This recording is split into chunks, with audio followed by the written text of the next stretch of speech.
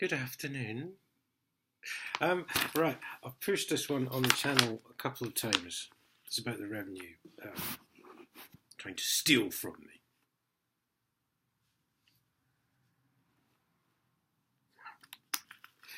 And I've had a letter today because I'm still chasing this. This goes back to, well, at least 22nd October 2013. And I'm still chasing this because I still won't admit any wrongdoing whatsoever. The fact is, they chased me for about 9 months.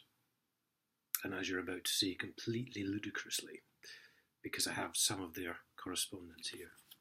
So I've had a letter today from a Mrs. A. Graham. Good God, she's actually signed it. Sort of. I'm amazed. And I go back to this, they basically tried to say that I owed them £312.21, I think was possibly the original amount. And they sent me 20 quid for 9 months of harassment and distress. It's nice of them, isn't it? Southend, this is now. Firstly, I can see from my records that the matter regarding the PAYE underpayment for 2012-13 of £100.81 has already been addressed by my colleagues at the National Complaints Team. Addressed, perhaps, but you didn't stick a stamp on the envelope and put it in the postbox. You were advised by my colleague, telephone call 5th of March, the original underpayment was reduced to £100.81 and that due to the difficulties you had experienced would not be collected. To date, this underpayment has not been collected and this will continue to remain the same in the future. And then she bangs on about how I haven't paid my VAT.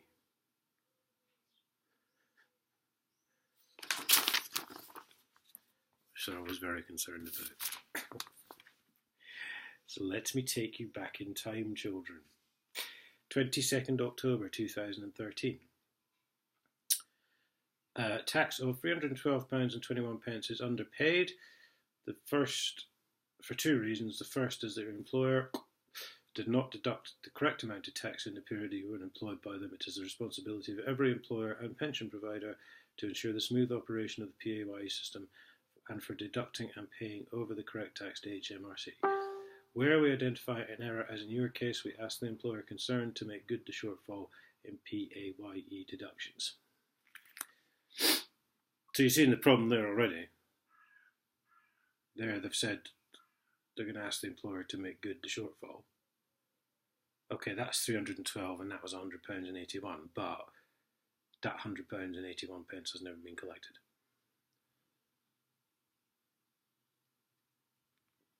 That's what it came down to, by the way, after about 6 months. It wasn't £312 at all. It never was. They just thought of a figure and stuck it on the page. It was actually £100.81.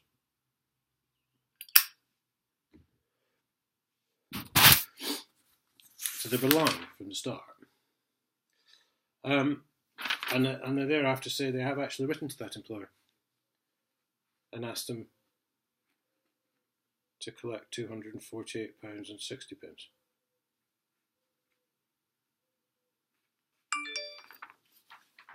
Confused? You will be. 20th November 2013, so approximately a month later. I have looked very carefully at the information you gave me and I also made further inquiries about your employment. I believe that your employer operated pay-as-you-earn correctly using the information they had at the time. This means I will not be asking your employer to pay the tax due and you still owe £312.21. Hang on. 22nd October 2013. We have written to your employer regarding the error and asked them to pay. And that's where the 248 came in. I'm not sure where that came from at all. So they've changed their minds a month later. So now I owe them again, not 248, not 181, but I now owe them 312 again. 23rd of December 2013. So a month later. A month later. Further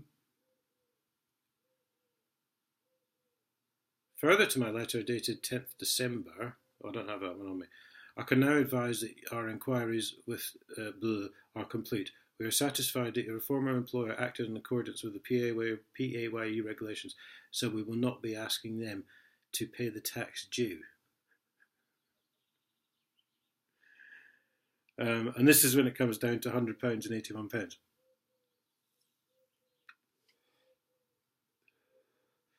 And watch now, listen. My colleague advised that we would attempt to collect this through your 2014-15 PAYE code. However, as you are now self-employed,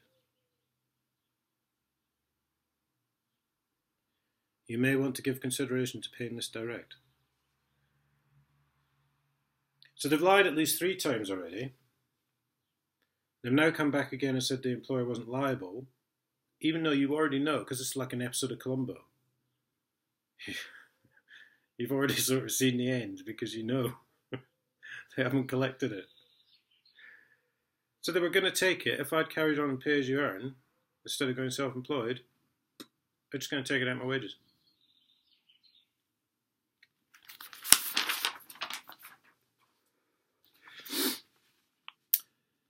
And here we get to the point. I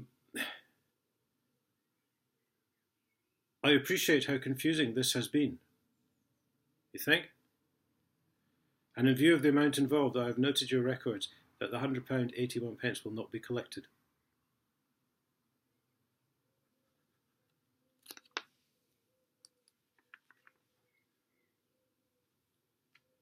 This is 24th January 2014. So that was kind of the end of it then. But you can see where I'm going with this. Don't trust them. They just fucking lie. They'll just fucking lie about everything. They've changed the story about 3 times there. Do you know what I mean? If it's a government agency, it's just going to fucking lie to you.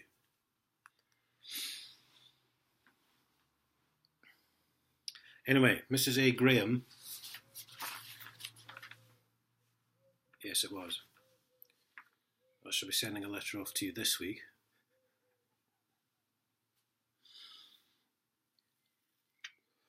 No, the situation has not been resolved. Thank you very much. Fucking, it's unbelievable, isn't it? That's the revenue. Just words fail me.